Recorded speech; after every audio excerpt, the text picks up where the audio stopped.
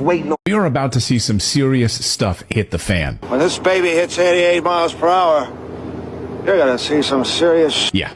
Those aren't my words. Those are the words of two separate analysts who believe we are in for a tornado of problems, both on the economic front and on the war front. Of course, arguably the economic front will have global ramifications. But over the past 24 hours, NATO made a massive mistake.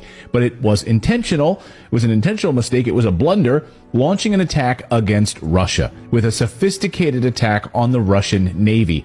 Big mistake.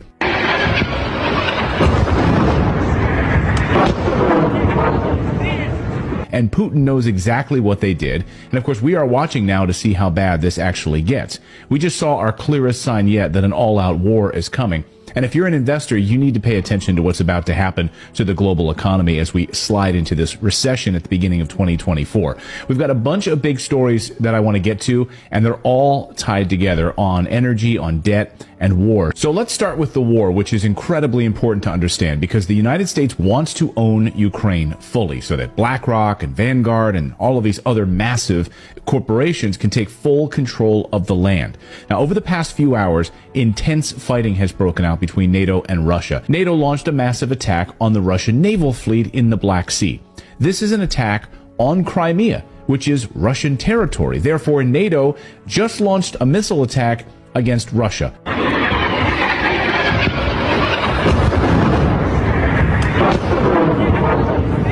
Plain and simple. As former UN weapons inspector and friend of the show Scott Ritter points out, make no mistake, this was a NATO attack. This wasn't a Ukrainian attack against Russia. This was a NATO attack against Russia, and that's the significance of it.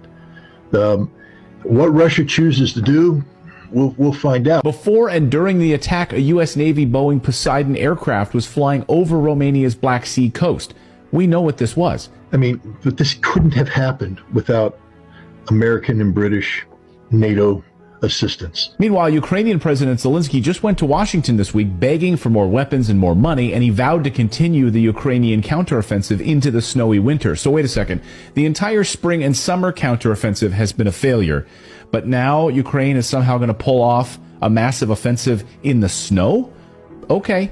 How was the meeting with Zelensky, and did it change your mind at all? Well, no. I mean, what the meeting revealed to me is that in the words of President Zelensky, the conflict is a total stalemate. That's what he said. Totally frozen, I believe, was what his words were, which is also what the administration told us yesterday. The administration told us yesterday they want to spend $100 billion more, our money, more, over the next year in the hopes that it will remain a stalemate. Which leads me to ask, what is the goal here? But meanwhile, Putin has been quiet. We know something big is coming. But there's more big pieces of news this morning, not just the physical fighting part, but the energy disaster that the West is about to face. So JP Morgan is out with an ominous warning this morning that we could face multiple energy crises over the next few years. And get ready, he says, for $150 a barrel for oil. That would push gas prices to astronomical highs, unlike anything we've ever seen before. I mean, we're over $90 a barrel right now, and it's been crushing for a lot of businesses. And you, let me know in the comments below how much you're paying for gas where you live right now. Well, this JP Morgan analyst calling it a super cycle. I call it, frankly, a perfect storm. So all of those sanctions against Russian gas and oil are about to destroy the Western economies. Here's exactly what he said. Dear generalists, put your seatbelts on, he says, paraphrasing. While we believe the sector is in a structural upcycle and oil should normalize higher.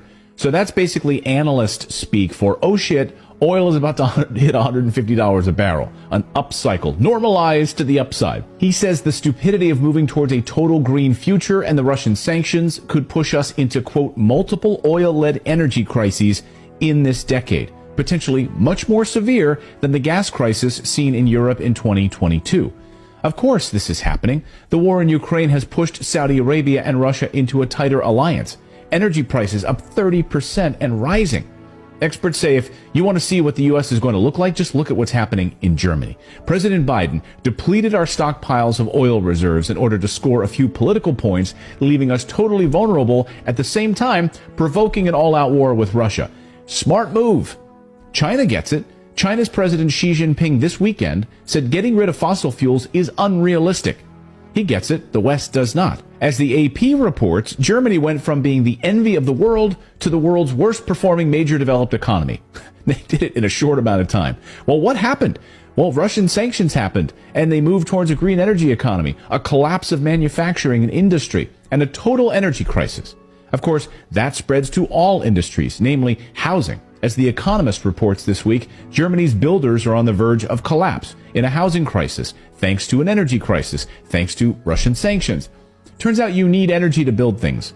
I guess these morons in the West didn't think about that. But it turns out they did think of this, because even last summer the warning signs were there. Economists were warning that entire sectors of Germany's economy would collapse. Even as Bloomberg reported back then, we knew it was coming.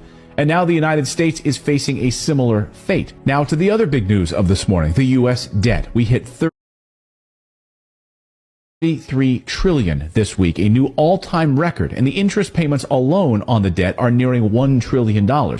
Just the interest payments. But the analysts I'm speaking to are saying be very, very careful about the U.S. dollar right now, because if you've got your money sitting in cash, be very careful. This week, the U.S. dollar surged. Some good news. You know what the good news was?